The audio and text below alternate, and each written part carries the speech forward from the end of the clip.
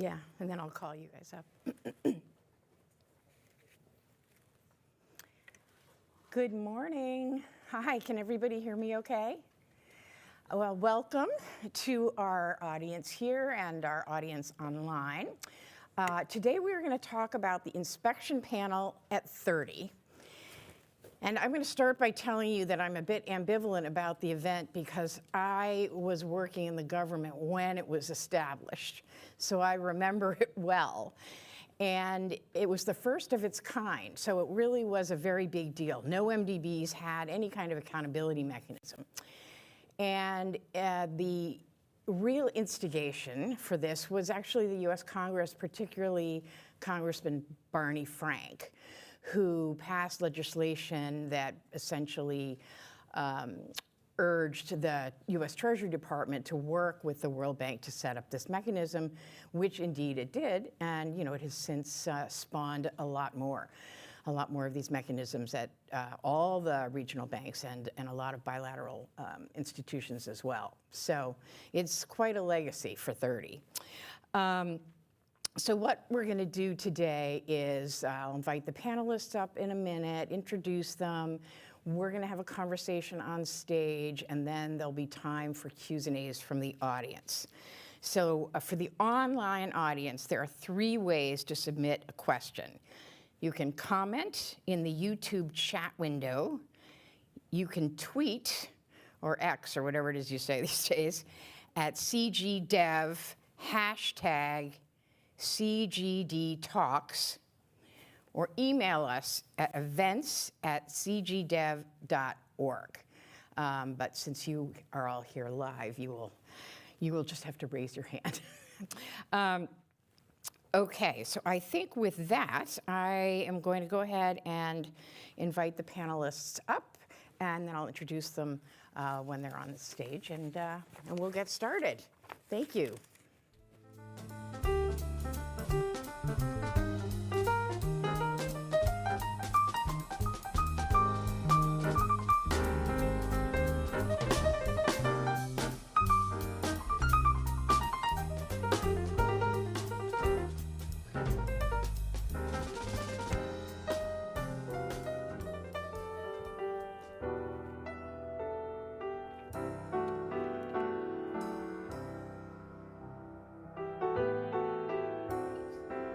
So let me start with the person at the far end, Ramani Kunayagam.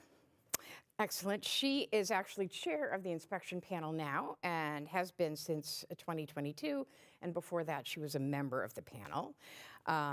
She's an anthropologist by training and has had an extensive career in the nonprofit, public, and private sectors. This includes 10 years of field work in Indonesia and serving in leadership positions at 2 FTSE 10 companies. And for those of you who don't know, that's the UK stock exchange. So 2 very, very big companies in the UK. And she has been the member of the boards of major international nonprofit development organizations, including Youth Business International Resolve and the Institute of Human Rights and Business.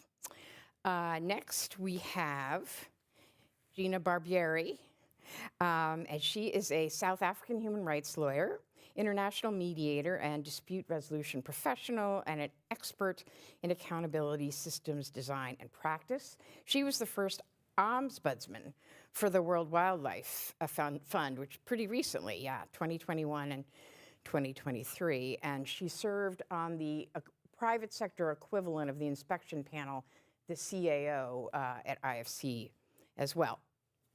Then, I have this in the wrong order. I have to get your, we have Zaru Kibwe, yeah? Yes. And so Zaru, I knew when I was at the bank because he has been in the office of the African One Group constituency, which is part of the board, represents 22 African nations, so it's a lot of work. And you've been alternate executive director for 1 year, but you joined the constituency in 2017, and before that, you were a country economist for Tanzania. Yes, Yeah, wow. And previously, you had various positions in the president's office, including the planning ministry and Tanzania Revenue Authority, and taught as well. Yeah. Okay, so last but definitely not least, very interesting career. Daya? Dahia. Ugh, I got the last name. Dahia Belhabib. El Habib. You'll do Delia Belhabib. So you're an expert on fisheries, maritime crime, socially just conservation and enforcement, currently a principal investigator at Eco Trust Canada, working on illegal fishing where you founded Spyglass, the most comprehensive criminal record of fishing vessels in the world. I'm sure you have some interesting stories to tell, but unfortunately we won't have time for that. And you've authored over 110 papers and articles and reports, and they've been featured in the New York Times, The Guardian, Al Jazeera, and others. So we have 4 very distinguished, very, very knowledgeable panelists with us today. So I want to go ahead and dive in. So the inspection panel, for those of you who don't know, and I'm sure most of you are familiar, it's essentially a mechanism for citizens who think they have or are likely to suffer harm from a World Bank project to engage with, to see, to get and ask for an inspection or an investigation of the case. Now, it has to be that the World Bank has violated its own policies, okay? And that's typically, in my experience, it was usually environmental or social safeguards were tended to be the issues that cropped up. And there are 3 members of the panel, 5-year terms, yeah, non-renewable. And then they have a secretariat and the ability to bring on board experts to help with different cases. So with that, maybe we could start with you, Ramani, and you could share a little bit about how it works. How does the inspection panel work, and how do you get to an investigation? Because not all complaints end up as an investigation, right? So thank you so much, Karen, and thank you very much to the Center for Global Development for hosting this event, and also good morning, good afternoon, good evening to our very large online audience, which I think is fantastic. But your question, yes. So the panel, when we receive a request, I mean, we have, if I want to simplify, 3 stages. The first stage is, can we admit the request? Mm-hmm. And the request has to meet with our criteria for admission. So there's a lot of analysis that we would do even at the initial stages, and there's Rupesh here. He is in charge of our intake, and also we have to straddle a balance where we have to make ourselves very accessible mm-hmm. to people who are from, largely grassroots communities who could be or potentially affected by bank projects and who come to us almost as a place of last resort, right? And they don't understand the intricacies of our organization and our legal framework and our reporting line and how all that works. So for them, they just want their request heard. Mm-hmm. And then we have to operate within our mandate, which is our resolution, which is a very tight legal framework, which mm-hmm. is given to us by the board. And everything we do in terms of our process has to be against that legal framework. So we have to straddle this balance. So when we receive a request, the first thing is to do the admission, and Rupesh may spend a lot of time talking to requesters even prior to submission to understand clearly what they want to articulate. And guide them. We cannot solicit requests. Mm-hmm. So when somebody tells us clearly they want to submit, it is to guide them to be able to submit something, right, that would also be acceptable in a sense. Once we admit the request, we have what we call an eligibility phase. So the bank has 21 days to respond to that request. We register the request, we inform the board. Mm-hmm. And it's on our website. So I want to add another thing. We are totally transparent in how we operate. Everything we do, all our reports are public mm-hmm. and in real time, right? So we let the public be the judge of our work. We don't guide the public on how they should judge us. They make their own mind up. So after we register, so the bank has 21 days to respond formally in a written document, and then we would do a lot of desktop work in terms of background work, and then once we receive the response from the bank, we go to the field. And again, we work on very tight timelines. We have 21 days, I think, to prepare our eligibility report. So we take into consideration the viewpoints from all parties. So we cannot advocate for any single party. We are a neutral body. We are objective. So we talk to the bank. We look at their written response very closely. We talk to the government, and of course, we talk to the requesters, the wider community as well, civil society, whoever is engaged on the issue. Sometimes we talk to academics when there are big questions around indigenous, where a community may claim to be indigenous, and that may not be recognized by another party. We would try to get then a strong academic view on opinion on that. So we do all that type of work, and then we write our eligibility report, weighing up all of these inputs about whether we recommend an investigation or not. And that also has to meet with our technical eligibility criteria, with a margin for our own judgment as well. Because our resolution says significant issues, right? Salient issues. So we would look at that carefully. And then we send a report to the board, and the board has 10 working days on an AOB basis to recommend, to approve our recommendation. And that will be one of two things. We either close the case because there is no basis to go forward, or we recommend an investigation based on prima facie evidence that we have seen from our work in the eligibility phase. And then if the board approves the investigation, then we conduct an investigation, which is a whole, we say we commit to 6 months from the time we publish our investigation plan. So again, we are very mindful that, justice delayed is justice denied. So we work very carefully to meet our timelines. Also, once the board approves, our eligibility report, the request, and the management response are all published on our website in real time. And the investigation is a very long process. It's forensic. There's a fieldwork component to it. We hire experts. So Dihia was an expert we hired on a recent investigation on Togo, where we had to look at an expert on West African artisanal fisheries, which she has done a lot of work on. So we would hire an expert in the field, and they would normally be a leading expert in the world. So we don't go to companies or consulting firms. We look at the individual. So they would provide that expertise to us. We would review thousands of documents, thousands, and I have, the panel staff here, all of them who work into the long hours of the night reviewing all these documents to make sure that there's no stone unturned. And because we have to evidence all our findings, and then anyway, we then write our investigation report. We have to fact check everything. The investigation report goes to the board. Management has 6 weeks to respond with a management action plan on how they will address the findings in our report.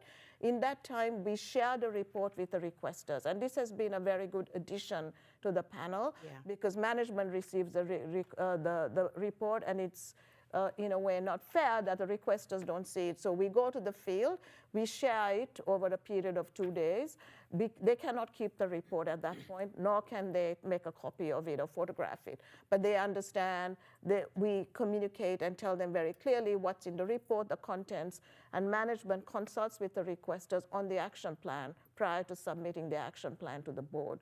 So the requesters are able to participate in that consultation on an informed basis, because the report has been shared with them and they know what's in the report. Once management submits its action plan to the board, and they meet the timelines as well, there's a board meeting that's convened, a full board meeting to approve the management action plan, and our report is discussed. Our report is not approved by the board. It is the panel's report. So it's the independence. It is our report. It is our findings. But the management action plan has to be approved by the board, and there's a discussion on, is it strong enough? Does it address all the findings? Management agrees with the government on any actions with the borrower. Management then negotiates and agrees with the borrower that that borrower will undertake those actions, and the funding is committed. And then, sorry, so I've spoken way too long. I don't want to hog the time. No, that's very I just wanted to emphasize very the rigorous rigor of our process. Yes, absolutely, no question. Yeah. So, Gina, I had mentioned before that the inspection panel spawned a lot of similar mechanisms, and I was wondering if you could talk a little bit more about that, how important it's been for accountability, not just at the World Bank, but just in the broader context of international development. Right. Thanks, Karen, and thanks to the inspection panel for inviting me to participate in this celebration of the panel's existence, for 30 years. It's great that we're sitting here talking about the panel after that length of time. I joined the sector almost 12 years ago now, and I think it's definitely evolving. For some, not quickly enough. But we are steeped in conversations currently about how do we keep enhancing the effectiveness of non-judicial recourse mechanisms so that we may, we stay true to the driving reason for our existence, and that is community-driven, citizen-driven accountability. And so when I'm thinking about that in the context of the inspection panel's creation 30 years ago, what are some of the fundamental building blocks in the architecture and design of the panel that we still see being mimicked almost as a baseline building blocks for mechanisms that are being created more recently and are certainly evolving over time. And I would focus for the purposes of this conversation on 4. And I've been cautioned not to use acronyms. So I'm going to try and talk about this in as lay person's terms as possible. Firstly, as I've already said, this idea that it is community citizen driven. The principle that intended beneficiaries of funded projects, development projects, who are experiencing harm or believe they may be harmed, have a place to go to raise their concerns in a meaningful, independent way, a credible way, to an independent entity. That would be primary building block 1. And so I think, Ramani's touched on the constitution of the panel, this idea of a sitting panel that serves a predictable number of years, and then they move out of the system. There's no golden revolving door back to the institution. Those ideas of independence you see being mimicked across mechanisms that are being created. Secondly, that those community voices find their way to the highest decision-making institution or entity within the institution. In this instance, with the inspection panel, it's to the board. It's the conversations at the ED's office, the ED advisors listening to communities and their voices. That is an incredibly important part of this idea of citizen-driven accountability. Thirdly, that there's a clear, predictable, and consistent process to respond to those concerns, that you're not making this up as you go along, that communities and the institutions that hold these mechanisms know and understand what is expected both of the complainants and of the institution in responding to those complaints.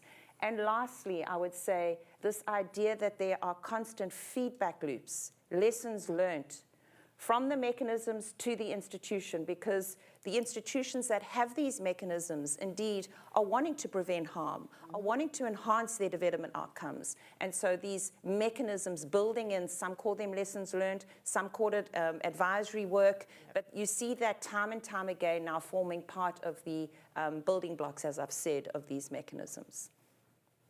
Those are great principles, thank you. So, Zaru, I think people would be interested in hearing the perspective of a board member, because you have a lot of responsibility over the inspection panel. And I think we can all agree, as you've stressed, how important independence is.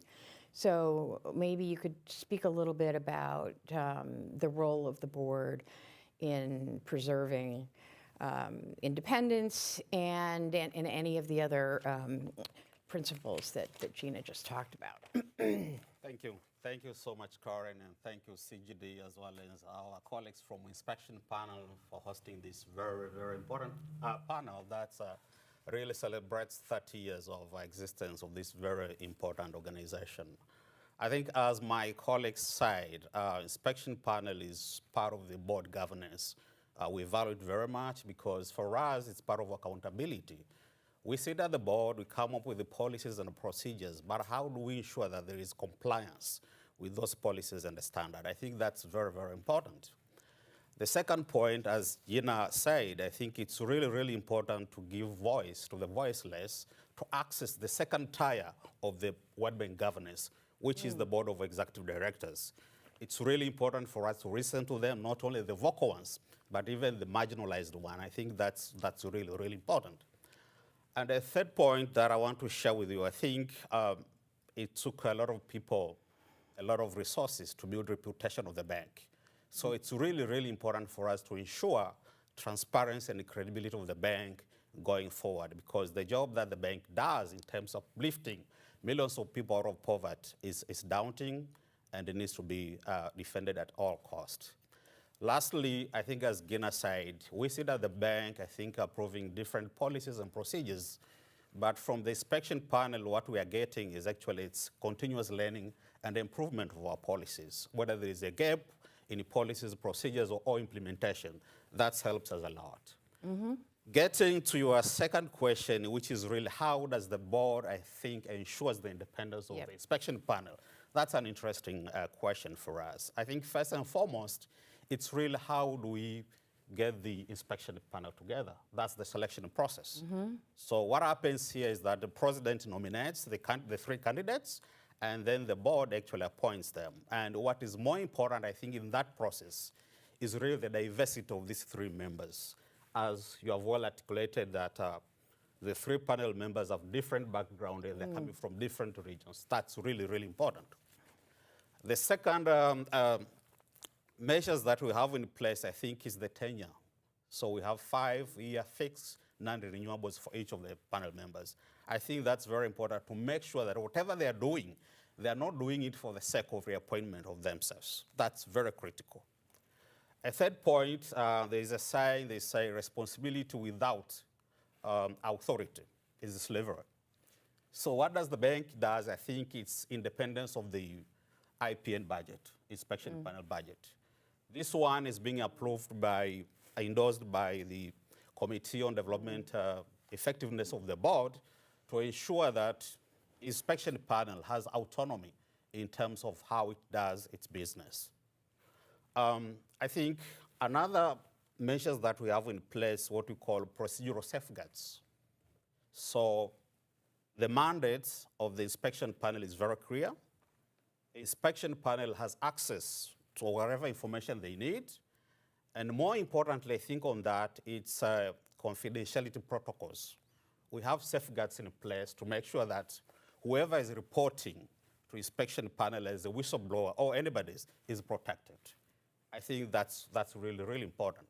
But again, for the inspection panel to remain relevant going forward, as some of you may know, there is periodic reviews, like a resolution that we have in 2020 that came up with additional measures and other windows on how to address these grievances from the public. I think that's how the bank ensures independence of the inspection panel. Thank you, and back to you. Thank you. Great answer. All right, so we've been sort of talking at a broad level, and I wanted to dig in a little bit to one of the cases or findings from a case that has enabled you to generate lessons learned, and there's, I think, a new publication on this. Dihaya? You'll eventually get it right, Dihia. Dihia. Okay, I'm really sorry. All right. So I think this case is in Togo, if I'm not mistaken, and maybe on climate resilience and livelihoods. And I was wondering if you could share some of the key lessons from the experience, maybe explain a little bit about what the case involved, what the lessons were that you learned, and how you might apply them going forward. Absolutely. Thank you very much for giving me a seat here. Thank you for hosting and for having me. I have to preface this by saying that it was really a great pleasure to see the inspection panel at work and the humanity and the fostering of trust within the communities. And the case of Togo is not a particular one I'm going to say. It is a good example. So in the case of Togo, Togo is a small country, for those of you who don't know, which is like really tiny. It's called the Smile of Africa. It's on the Atlantic coast of Africa. And they do have a major issue of erosion, of coastal erosion, which means that they're losing land and also they're losing livelihoods because there are a lot of small-scale communities there. They're using a fishing technique that really invites having a beach to, deploy their nets on. And so there is a level of loss of livelihood, there's a level of loss of homes, and there is a level of displacement as well. And it's quite urgent. And this characterization of urgency is really important in this particular context because at a certain point, there is a discounting that happens between what is the solution that we're going to use and knowledge gathering versus urgency. And we have to act now, which is the context within which the inspection panel got involved. There was a project there where there were infrastructures that were being built on the coast to avoid or to slow down the erosion. It's a resilience mechanism, basically. And then there have been another more, urgent measures that were used to, in the meantime, to actually, stop or slow down erosion as well. And that's where the lesson learned, at least for me, was there. So in this particular context, we often, as advocates, as civil workers in my case, as researchers, as investigators, we often push for this idea that we really need to use adaptation strategies that have been used in communities, that have been developed in communities because they're more easily accepted in that particular context. But I'm going to say that there is a level of knowledge gathering that needs to happen so our best intentions do not have the most harmful impacts on those communities. And that's what we saw there. There was this willingness to use structures that the communities themselves that have emerged within the communities themselves. But there was a lack of knowledge gathering to understand how those structures would actually impact the other communities, the adjacent communities, or those communities themselves. It was just assumed that these are going to work because they were developed within the communities. I'm talking about those emergency works. And so in this particular context, one very important lesson going forward is that we cannot discount knowledge gathering and the inclusion of those voiceless people. They are voiceless, so we can't see them. They're not there, they're not manifesting. So we have to actively and proactively go and seek them and discount that against, the impacts of climate change. Both have to happen in parallel, and that's for me the lesson that we learned here. Thank you. So sort of elevating again back to a more general question, I think most people are aware that the bank is undergoing an evolution, a big reform agenda in the context of this evolution roadmap. And they've just endorsed sort of a broader mission to eliminate poverty on a livable planet and identify, I think, 8 different areas that will sort of fall under the livable planet umbrella, including climate change. And I'm wondering if this might affect the work of the inspection panel at all. Ramani, can you speak to that? Thank you, Karen. I mean, yes, at a very high level, I would imagine. I wouldn't say it would affect the inspection panel, but it would mean that we would have to learn to deal with perhaps different types of cases than we've been used to dealing with. And I think Dihya spoke about the Togo, which was a climate resilience project. I have my colleague Mark Goldsmith here, panel member, who led that investigation. So I think as the bank goes more into looking at climate measures, the kind of impacts that would come from that would perhaps be different to the traditional projects the type of cases we receive, which is largely on large infrastructure, not exclusively, but largely like dams, roads, transmission lines. These have been the sort of traditional areas that, big infrastructure that impact communities and the environment. And so I think there are a couple of, for me, lessons, which is one, I think that, and you see this not in the bank, but in the private sector as well, there's an assumption that doing a renewable energy project or something that is, climate friendly automatically is good for the is good for the Yes. environment and will have no harm. And I think, even a renewable large solar, for example, does have social impacts. And it's to recognize that upfront, that just because something is good for the environment doesn't mean it's good for the community. And it's that consciousness. And the second is, you can't trade off climate and poverty. It's not a trade-off. Both have to be addressed. And it's how you balance that. Yeah. Thank you. Thanks, that's very helpful. So turning again to you, Gina. So when I was at the U.S. Executive Director's Office for a few years and was very involved in a review of the inspection panel, and one of the gaps that we found was on the dispute resolution side. And I understand that in 2020 there was a resolution that changed the mandate of the inspection panel a little bit, and I thought maybe you could speak to the importance of a dispute resolution function generally. Great, thanks, Karen. And don't need this disclaimer, but disclaimer nevertheless, I'm absolutely biased because this is my passion. I'm a mediator, and I believe in the strengths that a dispute resolution response to any dispute, any problem can render. The question of the role of dispute resolution in the context of accountability really raises a couple of different perspectives for me. Firstly, accountability to whom and for what is a question that we're often asked in trying to answer that question. And I think it depends on how you view that. If we accept that we are in the business of community-driven accountability, that communities should be able to raise concerns and have those concerns addressed, and if we also believe that institutions have a responsibility to respond to those concerns and address those concerns where they can, then I would argue that dispute resolution absolutely has a role to play in the accountability ecosystem.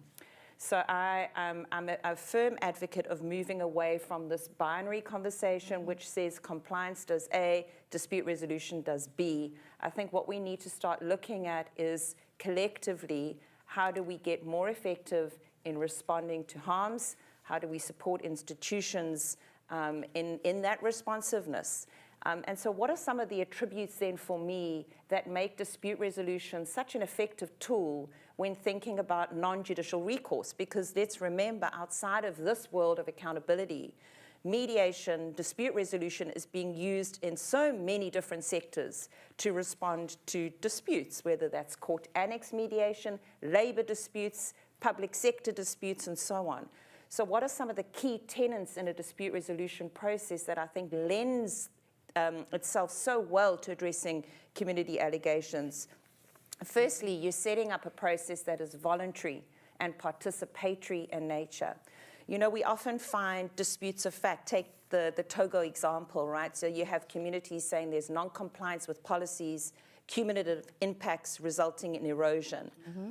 The dispute resolution space enables an opportunity for communities to have their view of that situation heard, but also the view of the institution and the staff and the project teams being able to come together to say, well, these are our views on that very same set of facts. And the dispute resolution process then, secondly, bringing in an impartial lens to have those disputes of fact answered. And thirdly, through a facilitated process, consensually, if you're able, to come up with solutions to those problems. Now, I'm not suggesting that dispute resolution is the silver bullet, that it's going to answer all questions in all situations. There are some complaints that simply should be investigated. So for example, where you have allegations of gross human rights violations and the criminality of acts needs to be quickly and expeditiously dealt with, dispute resolution might not be the most appropriate tool to use. But you often have situations where, for example, communities might say, we had no information about this project. Yes, there's a hydropower project. Yes, we have no access to rivers. Well, the rivers are being polluted, or whatever it might be. We want a conversation. We want to better understand the situation here. So there, what I advocate for is mechanisms to have the most effective, efficient tools available at their disposal to address the problems as quickly and expeditiously as they can. Thank you. That's very passionate defense of dispute That's all you'll get, resolution, which is isn't excellent. So, Zara, you talked earlier about the importance of giving voice to the voiceless. But you, as a representative of not just one borrowing country, but 22, I was wondering if you'd talk a little bit more about the sort of how you view the inspection panel from the perspective of a borrowing country, and how can you help ensure that the projects benefit the ultimate beneficiaries? Thank you, Karen, for a very good question. I think as a person representing, I think, almost 18 IDA countries in the countries that we represent, and only 4 IBRD countries, I think there is a value in the findings of the inspection panel, because right now, as you said, we are on the World Bank evolution, and I think our focus rightly now is on impact. You know, so I think one of the contribution of the inspection panel is to amplify the impact of the bank financed projects. You know, when you read the findings as well as management response report and recommendation, you see that there are additional measures which are being taken in a particular project with the view of improving the impact of that project. I think that's very important. That's one. But second, I think in some of the findings and management reports, this work of inspection panel led to the capacity building of project implementation units. This is real good. Does build capacity not only for that project, but also for other projects that are actually going to be financed by the bank. A third, I think, from the borrowing country's perspective, is that some of the findings of the inspection panel may inform the local procedures on how to handle issues like resettlement or whatever. I think that's a plus from where we stand. I think that's how I see the value of inspection panel as a borrower. Thank you. Yeah. And the most important thing, Yep. I think we should not forget this. It's really to nudge the bank into designing a project that aligns with the local context. That's very important. Thank you. Yeah, thank you. Yeah. Excellent. I wanted to ask you a little bit more about the knowledge gap that you were talking about before. And do you think that there should be some sort of adjustment to the way that the inspection panel gathers knowledge? Do you see any tension between the sort of 6-month commitment and the need to be very thorough in getting knowledge? That's a very good question. So I'm going to preface this by saying that this is going to go maybe against the very comprehensive process that we know of the inspection panel that has been developed for a reason and is in place for a reason. The knowledge gap, I'm going to say that the inspections panel's work in terms of gathering knowledge is very comprehensive. The knowledge gap has to happen as the project, or the knowledge gathering has to happen as the projects are being developed, which means like to avoid those negative impacts or harmful impacts as we start. Yeah. When it comes to the process of the inspection panel, I think that especially moving forward, and given in terms of climate resilience and climate adaptation, there is a need, and before I say that, there is this assumption that communities know of the existence of the inspection panel. Right. And that assumption is pretty big to begin with. And so there is definitely maybe a need for a more proactive role as you know, opposing a reactive role that the inspection panel has right now. There have been communities in West Africa that I know of that would definitely have come forward if they knew of the existence of the inspection panel, the accountability work that they're doing. So I think that that's the gap that I see. That could be maybe something that could be worked within the process in the future, and I do understand it's a big machine that needs a lot of work, and there are these processes that are ways to maybe work around them. But in this particular issue, it's not necessarily the knowledge gap on part of the inspection panel, but more like a proactive role and I can't give solutions now, but just maybe getting involved after or during a project, in parallel to the project, to know whether the communities have a need to, voice any concerns. And there are definitely strategies, project-bound strategies from the World Bank where communities can complain, but as we saw in the case of Togo, they didn't necessarily know about those, even as part of the project itself, let alone knowing about the inspection panel at the end of the day. So to avoid these kind of issues when it comes to understanding that communities need the inspection panels work, there may be a need to go more proactively into these communities. Yeah, thank you for raising that. That was definitely an issue when I was on the board as well. So I'm going to open it up for questions, but I do actually already have one from somebody else in the another executive director office at the World Bank, and it's also a question that we struggled with a bit, which is, should the inspection panel be merged with the comparable facility for the private sector window, which is the CAO? So one acronym there for everybody. And would that create efficiencies, or is dealing with the private sector and the public sector, is it so different that it's better to keep it separate? And I don't know who wants to take that question, so I'm throwing it out to see. Zuru is nodding, so maybe I'll put him on the spot.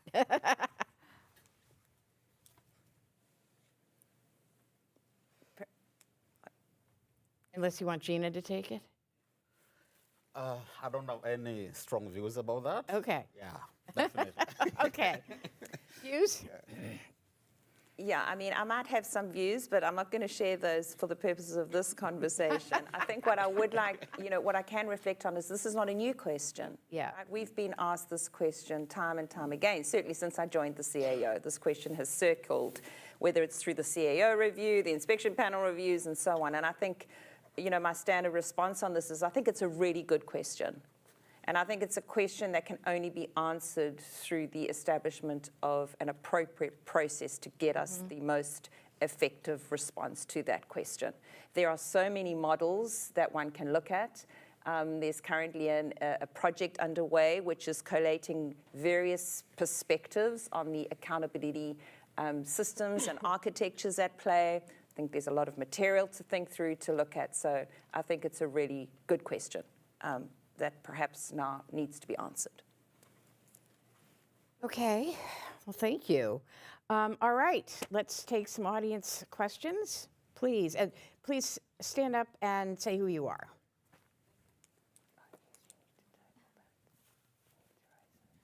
Thank you. This was a really good discussion. I think I learned a lot. My name is Vishnu Tandon, and I'm about to finish my PhD next month. I have to defend it next month. So for long, I had this question, but which Dihya already, you actually mentioned that not many people actually know about this panel. And so I was thinking for a while, like, okay, I think I read a lot of World Bank's report. I know a lot of studies they do, but I didn't know about this panel. So if I don't know, so I really think that many citizens that you say do not have voice may not know, because I consider myself someone who can have voice, right?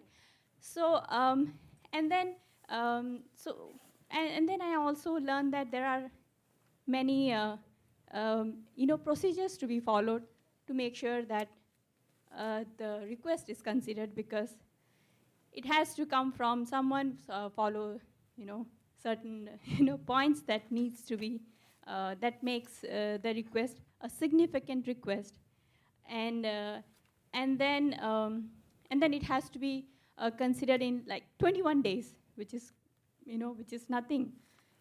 So I was wondering, like, how many requests like that you can get, and how many can you actually address them? Because World Bank is working like almost everywhere, right? So you may get requests, even if you get one request from each country, you need to have a big team to solve it, and I'm sure there will be at least one request which you consider significant, right? So how do you deal with that? Thank you. Imani, do you want to take that? Yeah, so I mean, the first thing I'd like to say is, I mean, I agree with you that knowledge about the inspection panel, and I think that's come up several times, is not extensive, and that's a challenge. But I think there are many ways in which project-affected communities can raise complaints. The inspection panel is what we would call often the place of last resort. Every World Bank project has to have a project-level grievance mechanism. That's your first point of raising complaints and trying to resolve it at the local level, at the project level. There is also in the World Bank, for want of a better word, in the corporate office, a GRS, a grievance redress system. So that you can raise, if you do not feel your complaints are being addressed at the project level, you can raise it at the corporate level, and then there's a whole process in which that can be looked at and responded. They publish an annual report. And then if you believe at any point that you want to come to the inspection panel, then you can come to the inspection panel. So there are several options that communities have to have their requests heard. And when you look at the fact that the panel is a board oversight mechanism, you would expect the significant issues to come to the panel, not issues that can be resolved easily at a local level. Would you like to say something, Gina, please? Just to build on that, I think the question of access is it's one of the greatest challenges, not only for the inspection panel, but for all the mechanisms that the multilateral development banks are creating. And I think, you know, there's now a network of these mechanisms that comes together annually. And in between those annual meetings is cooperating with each other to get the word out amongst as many host communities as possible, teaming up with civil society, networks of civil society organizations to try and raise awareness. I think it's a huge challenge, and one that we're, you know, actively engaging with. And then just to build very quickly on Ramani's point around this, what I call the accountability ecosystem, right?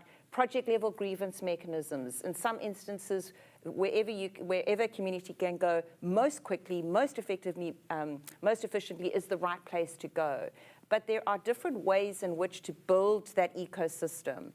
So you don't necessarily need to have an exhaustive system where communities have to go to the project mechanisms first.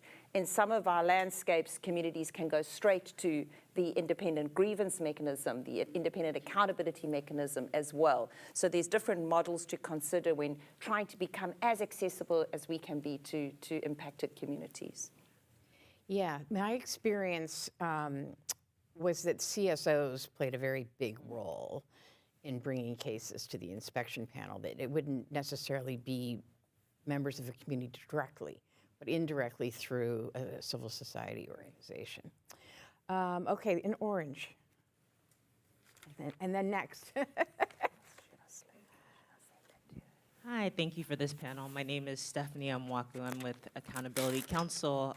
We're an organization that has supported communities to use the inspection panel and several other accountability mechanisms, and also works to strengthen the systems as a whole to be more effective for all the stakeholders involved. And so just to share that we're doing research currently now to see on how these mechanisms have delivered for communities in terms of remedy and in terms of getting the concerns addressed. And so we know that in different processes, commitments can come from institutions on maybe higher level or policy level commitments, but what are the concrete commitments that are made to communities and how are they being fulfilled? And so my question is, given the last 30 years of the panel and other accountability mechanisms and the value that they've proven, but then also the challenges that have come in delivering remedy. What are some of the reforms that need to happen going forward to ensure that communities' issues are actually concretely addressed on the ground? Thanks. Ramani, I'm afraid this is you again. So the question on remedy is obviously a very important one, because communities come to accountability mechanisms such as ours, and Gina has spoken extensively, because they want to receive redress. They don't just come for fun. We've heard many things. You know, we don't bring our complaints for you to learn about yourselves. You know, it's great that there's systemic change in the World Bank or in any other institution. That's great, but what about us? I mean, you know, we took a lot of risk in coming, and we want to see the redress. I think the remedy question is an important question, but I also think it's an undefined question, because what do we mean by remedy? I think, you know, different people have very different views on what is meant by remedy. I would argue that once we receive a complaint, even before we start our process, there are times remedy, because the bank starts addressing the issues. They start looking at the issues very closely, because now there's a complaint with the inspection panel. And we often see when we come to an investigation, issues have been addressed, or there's a process now in place to address those issues. That is also a form of remedy. Now, there's another question of remedy. What happens if there is irreversible impacts? There's massive environmental contamination, right? And that affects future generations. What kind of remedy can happen in that case? How is that remedy going to be constructed? So I think these are the questions that need to be posed in the remedy discussion, rather than having remedy just there as a kind of abstract concept, because I think it can mean very different things, and some can be addressed very easily, and others are much more challenging to think about. Yes. Thank you. And you had a question, yeah? Yes, hello. My name is Anna Fruttero. I'm a senior economist at the bank in the poverty and equity team.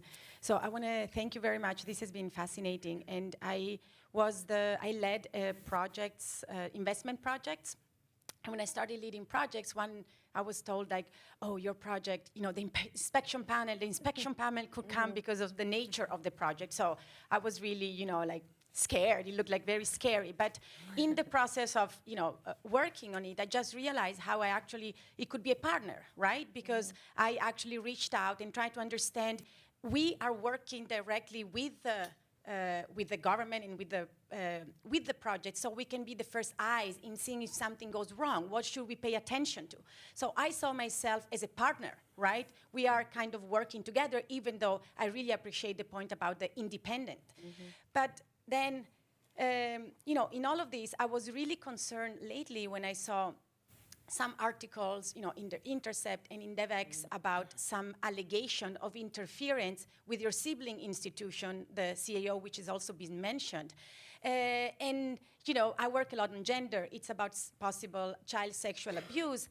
And one of the thoughts that I had for this panel is, how do you recommend, what are your recommendations for staff to feel safe about speaking out about these type of issues when they are encountering them? Because if we are to be partner, the staff also needs to feel safe about speaking up for these issues. Thank you. It's a great question, which I think the panel member has to take. Thank you. I mean, it's a very good question, and you're raising the issue on whistleblowers, and also often staff are the ones who see something wrong because they are the closest to the project, and they have the ability to see something wrong or something that has the potential to go wrong before it's actually experienced on the ground. And I think there are 2 points here. I think, you know, we are in danger often of seeing the World Bank as one monolithic institution, right? It is not one monolithic homogeneous institution. There are different interests within the World Bank, and you can see that in a project, environmental or social specialist has a particular interest, and almost all the environmental and social specialists I know have a deep commitment to ensure that those issues are managed as responsibly as possible. Somebody else, a project team leader or somebody, has a different set of indicators, which is to get the project up and running as quickly as possible at the cheapest cost, you know, ensure it's done within the budget of the contractor. There aren't contract variations which cost a lot of money, and at which you know, where your timeline gets short. So there are these very different interest groups, and I mean, you know, I'm not bank management, and so I can't speak for bank management. There is, suppose whistleblowers are supposed to be protected, right? That is a principle that the World Bank upholds. And I think the importance is, here you have the importance of a principle and what is happening in practice. And I'm not making any comments either way, I'm saying, but the principle and the practice have to be one and the same in this situation. And I'm making a general comment here, not a comment on the institution or any institution for that matter. Yes. But I think it's something that's important to raise at the senior management at the bank level, so that there is more awareness about what happens with whistleblowers, because everybody knows the principle, and then people have to understand how that principle is working in terms of practice. Questions for the other panelists, so we can give Romani a break. Yes, in the back, please. And then Jubilee, are there comments on? Okay, so we'll take some online comments after this. My name is Ahmed, and I just have a few questions. Number one, how can the inspection panel balance the need for accountability with the imperative of supporting development and poverty reduction through the World Bank projects? I have other question. Maybe I will give the chance for my fellow audience about what lessons can the other MDBs and international financial institutions learn from the experience and the evolution of the World Bank Inspection Panel over the past 30 years? Gina, do you want to start? And then Zaru, if you have any thoughts. And Yeah, do you mind if I start by just building on Ramani's question to the question around whistleblower, and then our colleague from Accountability Council's question around what are reforms that we should look at? Because I think those two, to me, go hand in hand. There's something about the institution. When I say institution, I mean the home within which the accountability mechanism exists, whether that's the World Bank or it's the International Finance Corporation or outside of the MDB sectors, different sectors. And that for me is around the enabling environment that these institutions are creating for the mechanisms to thrive. In a context with the multilateral development banks where you aren't able to use judicial recourse. These are alternative mechanisms that have been put in place. That's the reason for their existence. Alternatives for communities to access, to use, for institutions to respond to and use as well. And so I think it's really within that context that strengthening ideas of how to strengthen those modalities. We also need to look at it from the institutional enabling environment perspective. Sorry, I forget your name, but the economist who said, I kind of became excited about seeing the inspection panel as a partner. I mean, I think that really is for me about starting to normalize the idea of accountability, that it's not seen as a heavy-handed police officer waiting to pounce. It really is about trying to strengthen institutional do no harm first, prevent harm where you can, and then being responsive where there are unintended consequences, and so on. I think the question around what can mechanisms learn from the inspection panel, I touched on those in the beginning, right? The baseline criteria, the baseline principles, tenets, building blocks for mechanisms that we already see other mechanisms picking up on emanate from the creation of the inspection panel 30 years ago. So I think the question around independence and ensuring you have access to an impartial, independent forum for communities is key. And we've seen how Zaru touched on the way in which the panel members are chosen, the way in which there are procedural safeguards around confidentiality and so on. Budget formulation, budget granting, and determination are all really important ways in which to instill that independent and ability to access that independent channel. You have any thoughts? Yeah, just I think two thoughts. One is on how do we balance investigation and development impact. I think the safeguard we have there is the time that is laid down on the process. Because we are all interested to see that this investigation does not delay any benefits that the project can actually generate.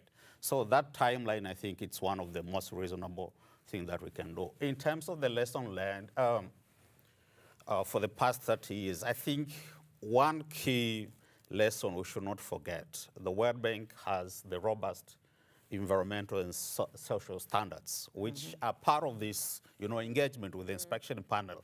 what went wrong, where, and what lesson can we learn. That's very, very important, because that is our host work in terms of how do we make sure that our projects actually deliver maximum impact to the beneficiaries. Before going online, actually, I wanted to expand a little bit on this issue of lessons learned and what other institutions can take away from the inspection panel. Just maybe a brief review of your advisory function and the publications, that can help inform other inspection panels. So maybe Ramani and Dihia as well, if you wanted to talk about how the work can inform a broader audience, that would be terrific. Thank you so much, Karen. And Gina spoke about, when she spoke about the 4 sort of key planks, if you like, Yes. of accountability, about, the lessons learned or emerging lessons. And so I would like to take this opportunity as well, because, you are the first audience to see this. This is our latest publication, so maybe we call it a little bit of a soft launch. This is on livelihoods. So it's the lessons learned from panel cases on livelihood restoration and livelihood enhancement. We call it ensuring development while securing livelihoods.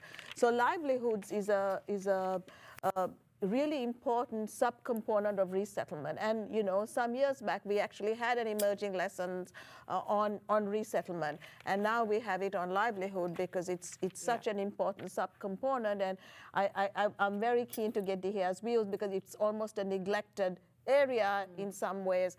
And why is that? And I just want to highlight 2 or 3 important points that we've captured in our lessons learned. One is identification of livelihood. And I really want to focus here on 2, indirect impacts. So it's easy to say who the directly impacted communities are, or the directly impacted livelihoods. Or we're going to be taking this land, you can no longer practice your agriculture here. But who is part of the value chain? And we see this often. This often is one of the neglected areas of livelihood. For example, in a panel case in Uganda on a dams project, once the dam was put in, there was a whole tourism industry around, on using the rapids, right, for basically boat, boat owners, cafes, restaurants, motorcycle taxis, all of them were affected, right, as a result of that, and that needed to have been picked up. The other point I want to make is about the hidden people in a livelihood, the most vulnerable and the most hidden. Most often they are women, and most often they would be doing what would be considered pretty like mobile traders, for example, who stand on the road and may sell something. Or, for example, fishmongers who come and purchase fish off the fishermen and then maybe smoke fish or sell fish. These people are not easily picked up in a census or even a socioeconomic survey. So you have to be very conscious of ensuring that these people are picked up.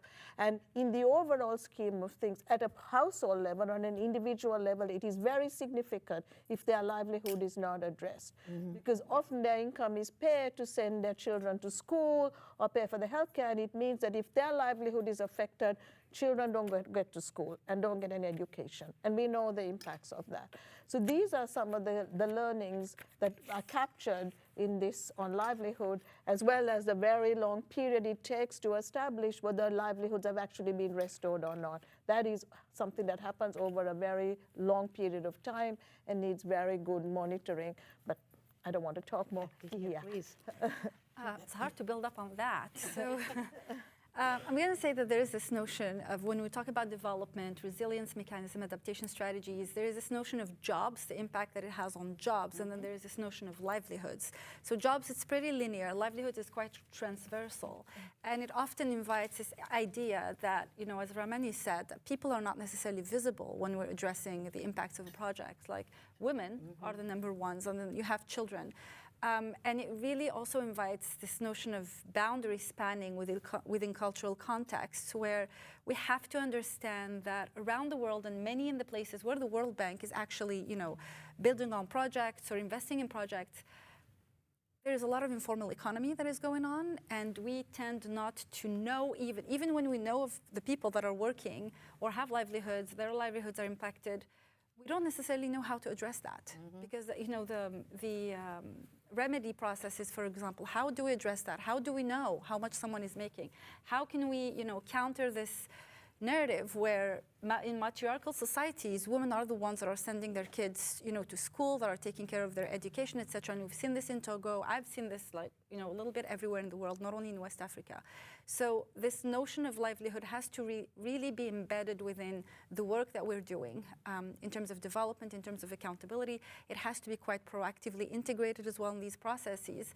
And the notion of gender equity as opposed to gender equality as well is very important, because the number ones that are often forgotten about are the women in these societies, are the people with disabilities as well that are not integrated. And we've seen this. It's not only a matter of jobs, but it's also integrating all these. We've seen in Togo, just to give you an example, the fishermen were, the fishermen themselves, actually, their livelihoods themselves was not, at a certain point in the project, was not integrated when we were talking about the emergency works and all of that.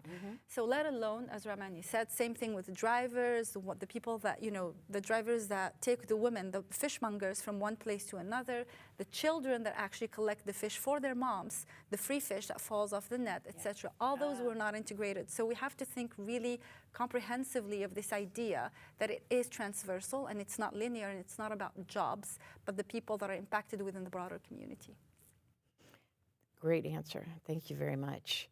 All right, we're going to go to Jubilee, who will answer or who will provide a question from online, I think, right? Yes. All right, thank you. The first question from the online audience is, what measures or mechanisms are used to identify potential sources of corruption prior to, during, and or post-completion of projects, and potential impacts of this corruption, particularly in relation to project funding and cash flows? The second question comes from Trinidad and Tobago. Is there an obvious need for stronger oversight during projects and even at the conceptualization stage, like impact assessments and other measures?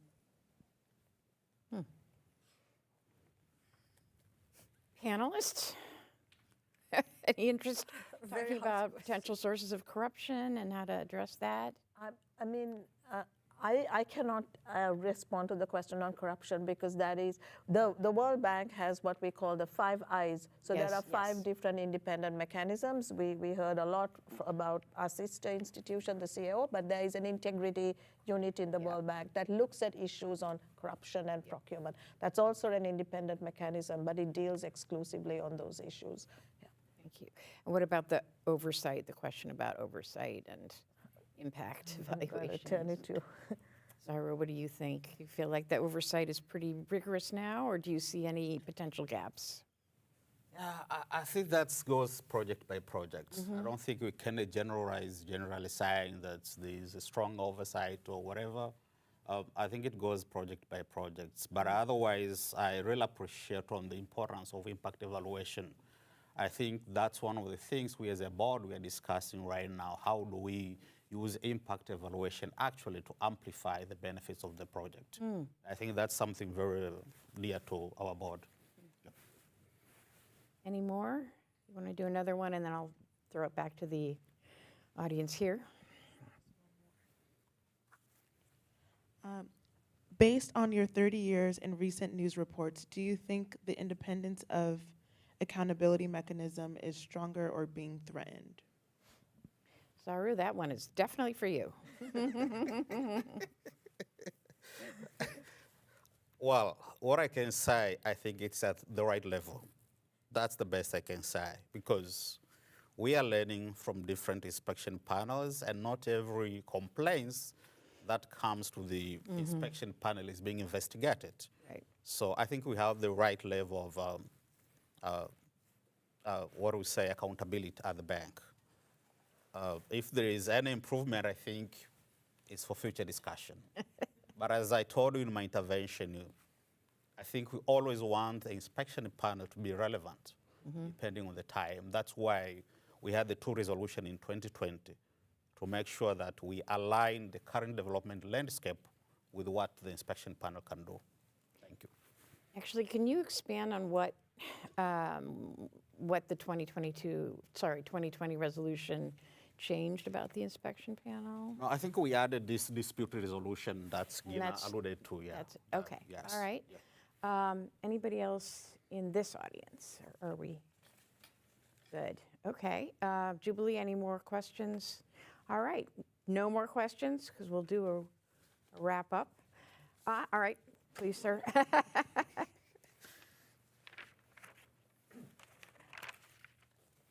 Sorry, I'm a bit of an insider. I'm a panel member just about to become chairperson. So Yeah, I guess congratulations. the question I probably should be asking, what should I be thinking about as I going to be taking over the chair of the panel in December next year? There's going to be a review. And I think I know what, Ramini and I have lots of discussions, but I'd be very interested in what the other three panel members, what should I be thinking about most at the moment? He's looking at me, right? Yes, he is. Thank you very much, Mark, for the question. It's good to see you, by the way. I'm going to reiterate really this idea of proactivity, and I think that it was somehow addressed earlier by the economists that we had in the audience, where there needs to be more proactive work. Again, the assumption that communities know about the inspection panel is very bold, I'm going to say. And so there needs to be some proactivity at work when it comes to maybe integrating accountability mechanisms within the projects themselves. I mean, there are like the GRM, obviously, no acronyms, right? Redress mechanisms. But neutrality as the panel is, and accountability from outside the project is something that really needs to be, embedded within the project, and maybe even communicated with the community since the start of the project that there is an inspection panel. So this provides more strength to the projects and the need for more accountability, that knowing that there is an oversight and the communities know about it. It's going to kind of help avoid some of the things that I've seen that are, how can I say this in a way that, that are going to be, it will provide more strength to the project, knowing the project teams, knowing that the communities know about the inspection panel. I'm going to say that in that way, yeah. Yeah, Sarah? Thank you. Let me start from where my sister ended. I think it's true that right now there is a recognition that drivers of poverty are not only limited within the country. They're transboundary drivers of poverty. Right. So I think what is really important is for the inspection panel, I think, to demonstrate adaptability in terms of addressing this much across, cross countries challenges. That's one. Second, probably, I don't know how we can do this, but how can we leverage technology to streamline the process to make sure that it takes a shorter time actually to address a complaints and make sure that there's no delays in terms of the project implementation. A third one, which is coming from our senior economist over there, I think probably we need to do this internally as a culture, because what we have heard is when there is an inspection panel in a particular sector, that is like a red zone. The question is, how do we incentivize staff actually to come up with more transformative projects, knowing that the risks will be mitigated along the way? That's very, very important. And lastly, I think what I've heard from colleagues here is that the work of inspection panel is not very much known at the grassroots, okay? So I want to bring you to the wise words of Nelson Mandela, who said, if you talk to a man in a language that he understands, that goes to his head. If you talk to him in his own language, that goes to his heart.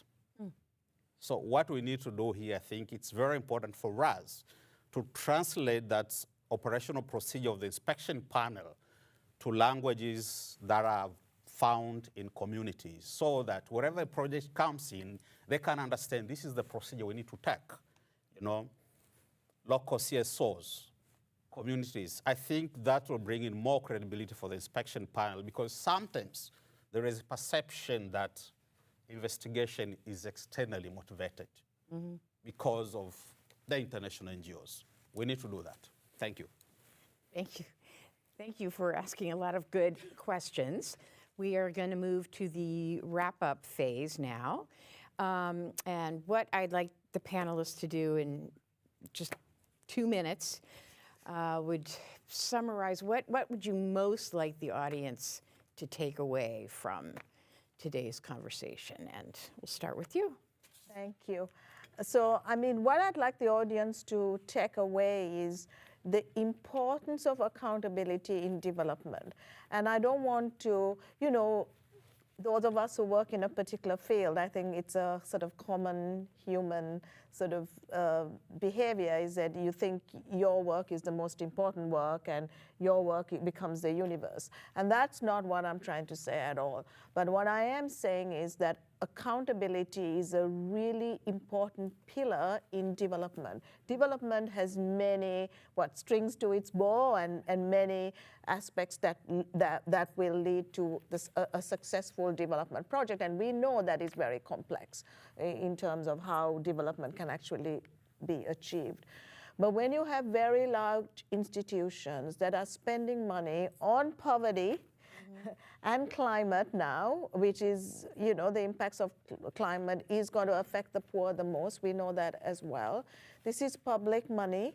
It's not just money that comes out of the ether. It is public money. It is very important that those institutions are accountable in terms of how that money is spent, and also in terms of if there are inadvertent negative impacts.